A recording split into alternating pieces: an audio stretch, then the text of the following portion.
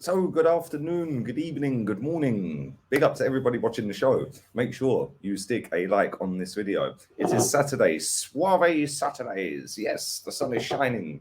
The weather is sweet. Makes me want to move my dancing feet all the way to the pool, which I'm going to do after I record this video. It will only be one today. I can't be asked, if I'm being honest. It's the same players linked to as I spoke about the other day. So what is the point in wasting 10 minutes of everyone's time?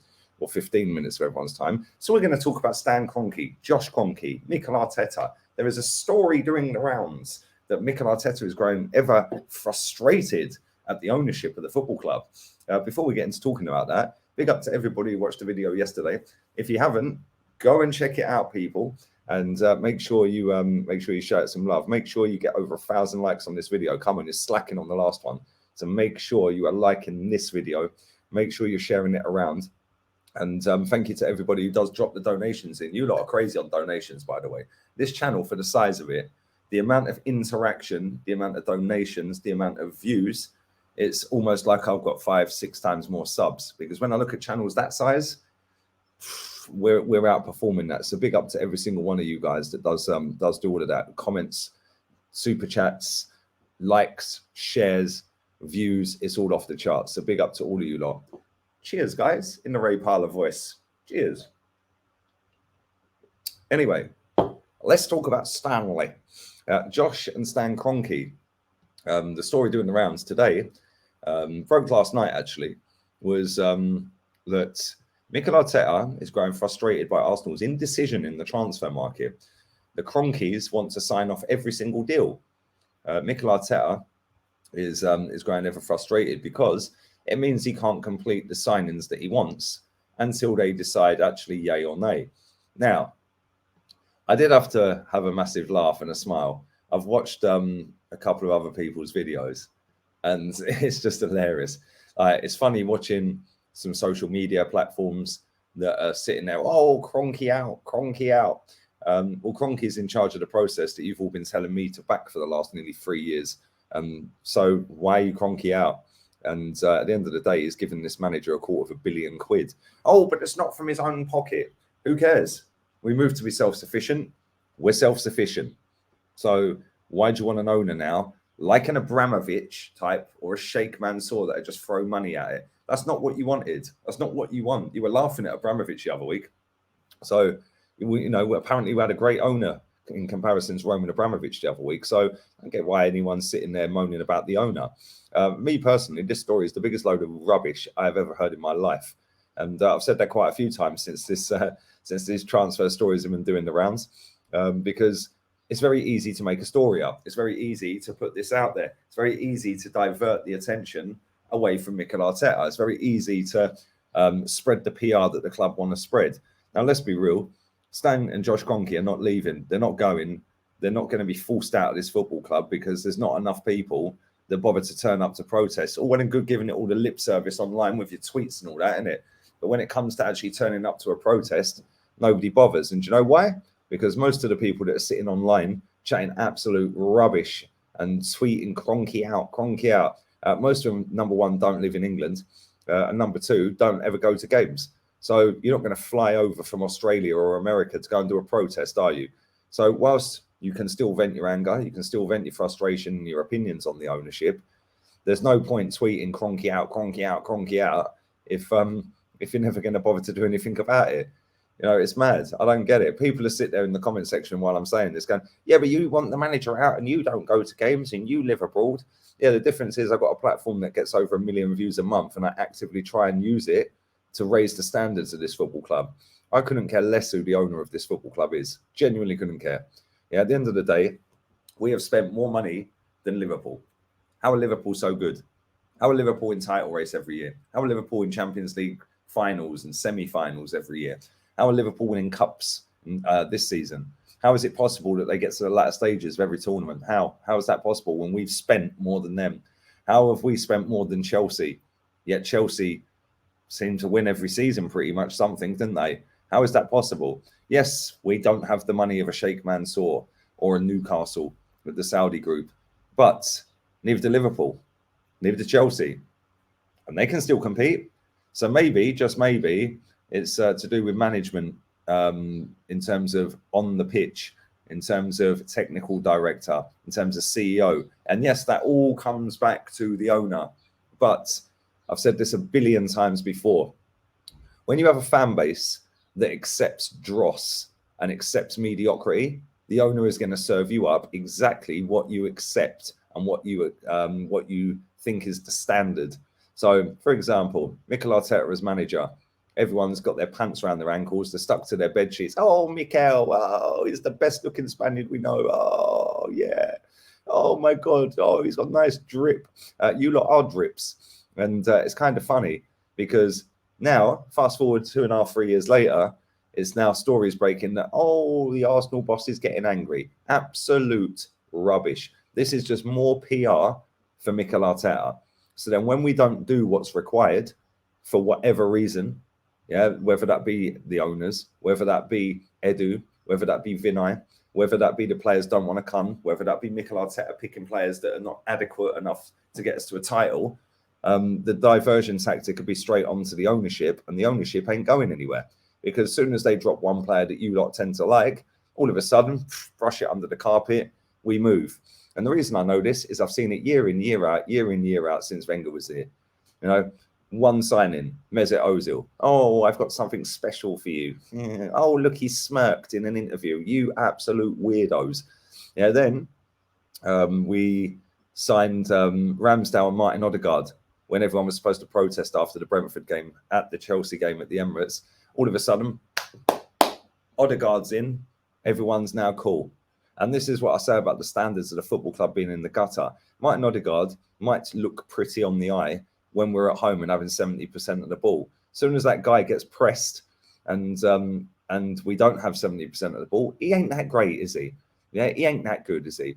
You know, let's be real here. We're linked to Trossard, yeah, albeit a slightly different position. But Trossard plays in a worse team, and he outperformed him last season. Put Trossard at Arsenal and he'd do a lot better. Yeah, that's for sure. And he outscored him and out-assisted him last season anyway. And let's be real, he is whipping balls into Neil Maupay and Danny Welbeck. Like, come on, seriously. And we should have gone and got Maddison.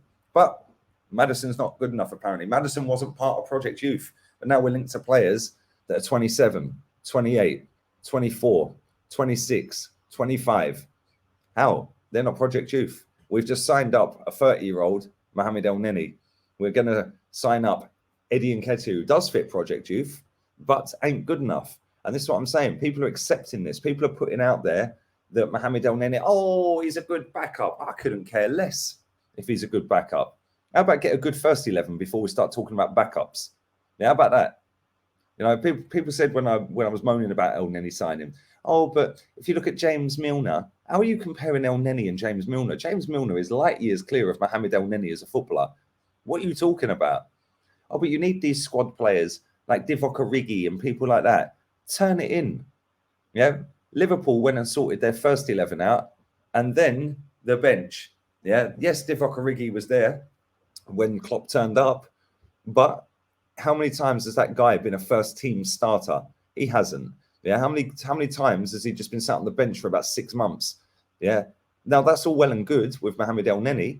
Yeah. But we haven't got the starting 11 to warrant that. So he will play a lot of games next season, which is why I get the because he shouldn't be.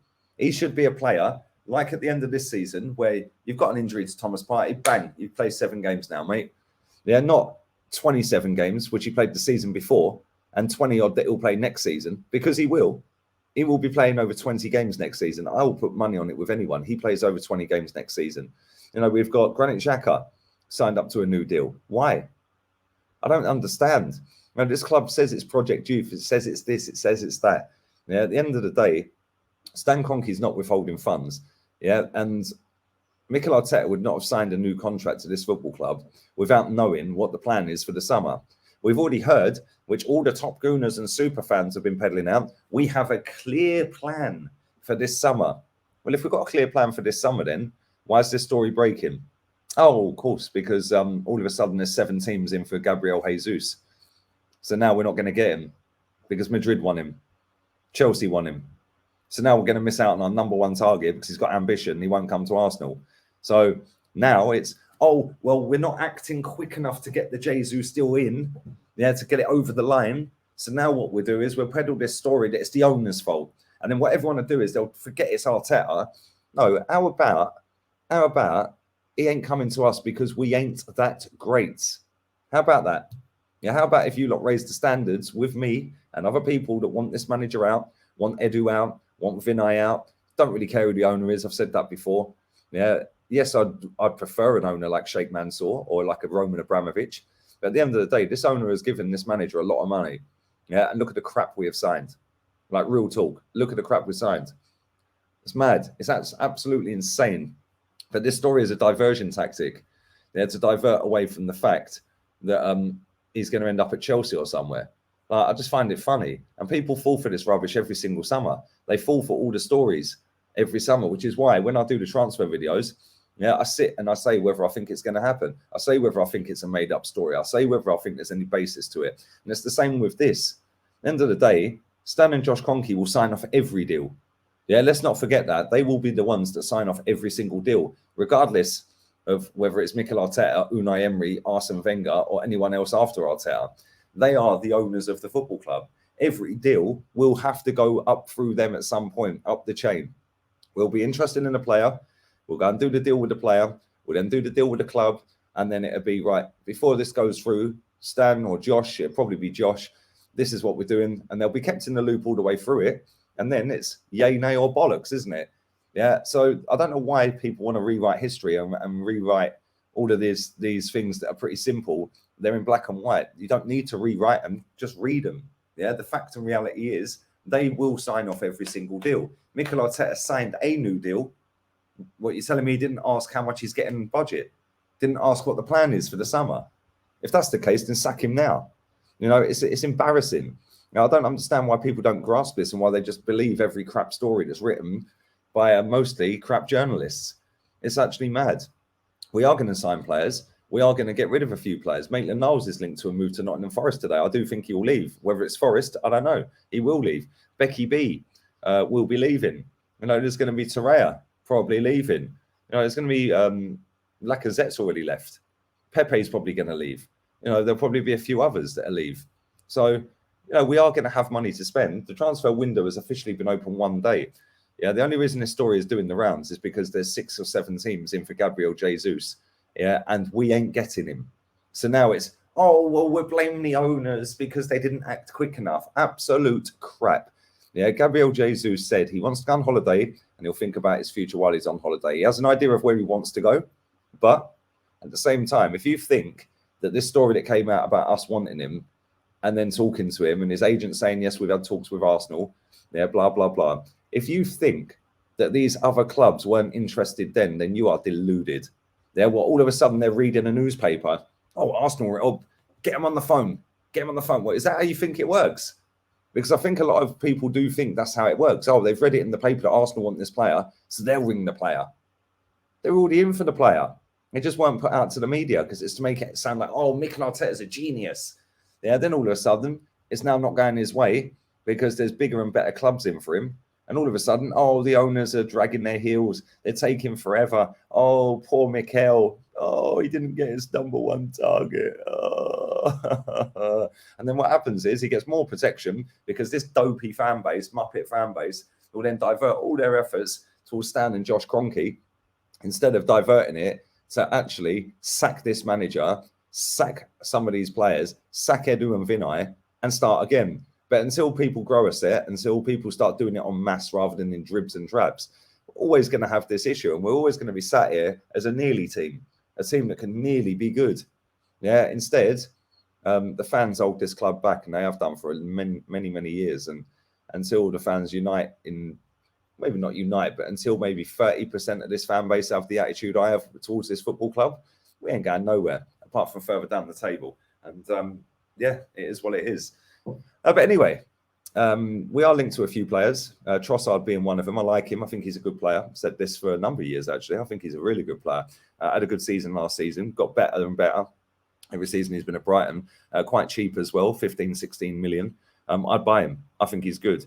A very good player. Scores against the big teams as well and plays in a crap team. Yves Bissouma, Fabrizio has confirmed that that fee is going to be around 40-45 mil. I'd go and buy him as well. Just go and raid Brighton. Trossard, Basuma, Dunk, I'll take him. Lamptey, there's 4, and then go and get the manager as well. Just take Brighton. Yeah, just buy Brighton.